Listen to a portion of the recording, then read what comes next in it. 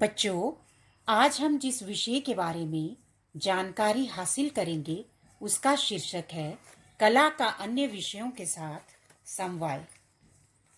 Integration of arts with other subjects. मनुष्य जीवन प्रकृति की एक अमूल्य देन है। मानव जीवन को सक्रिय तथा गतिमान बनाने के लिए जिस प्रकार भोजन, वस्त्र, आवास तथा भौतिक साधनों की आवश्यकता होती है, ठीक इसी प्रकार उसे सभ्य, सुसंस्कृत और क्रमबद्ध बनाने के लिए कलाओं के सहयोग की आवश्यकता होती है। आज के युग का मानव शारीरिक, मानसिक तथा आध्यात्मिक पीड़ा और तनाव से ग्रसित है और इन सब का निवारण कला के द्वारा ही संभव है। अतः कला आनंद की जननी है। कलात्मक विधि द्वारा ग्रहण किया गया ज्ञान चिरकाल तक मानव हृदय में विद्यमान रहता है।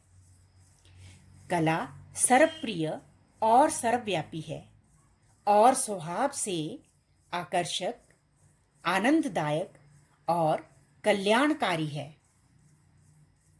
हमारा जीवन प्रातः काल से सोने तक और दूसरे शब्दों में जन्म से लेकर मृत्यु तक कला पर ही निर्भर रहता है।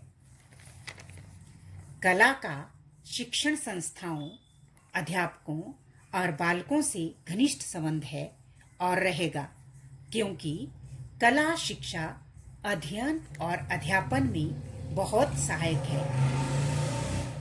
कला के द्वारा किसी भी विषय को रोचक और सरल बनाया जा सकता है।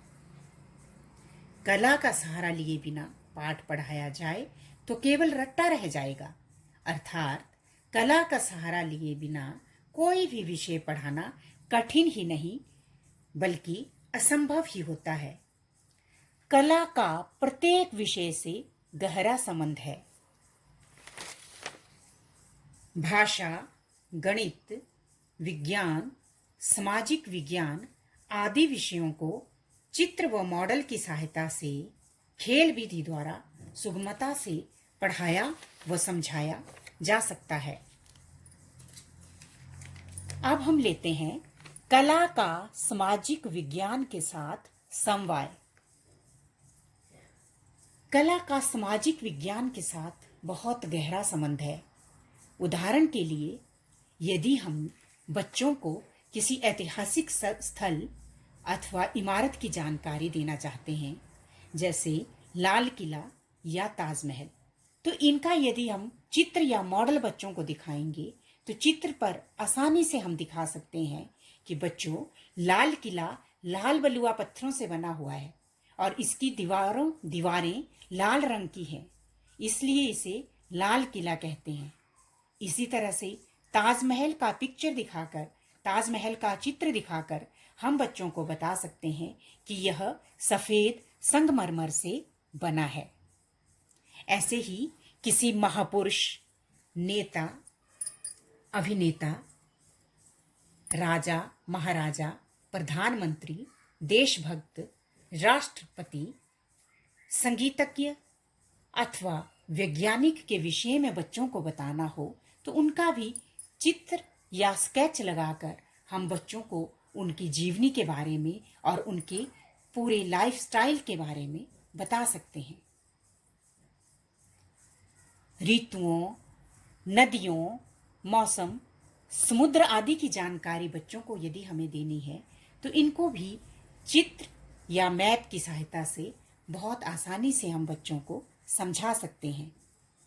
ऋतुओं, नदियों, मौसम इत्यादि पर तो असंख्य गाने और कविताएं बनी हैं।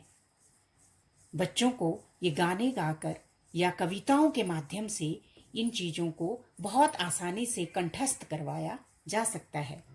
इसी प्रकार कला का इतिहास के साथ भी गहरा संबंध है। इतिहास की जानकारी भी हम बच्चों को कला की सहायता से बहुत आसानी से दे सकते हैं। मानव द्वारा रचित कृतियां ही हमें मानव की सभ्यता के विकास की कहानी का वर्णन करती हैं। मोहनजोदड़ो और हड़प्पा संस्कृतियों का पता हमें उस समय की शिल्प कलाओं से ही चलता है। ये कलाएं ना होती तो हम इन सभ्यताओं के बारे में कभी न जान पाते कि इतनी प्राचीन सभ्यता कितनी विशाल, समृद्ध और सुसंस्कृत थी। सम्राट अशोक द्वारा बनाए गए स्तूप और लौह स्तंभ कला के नायाब नमूने हैं।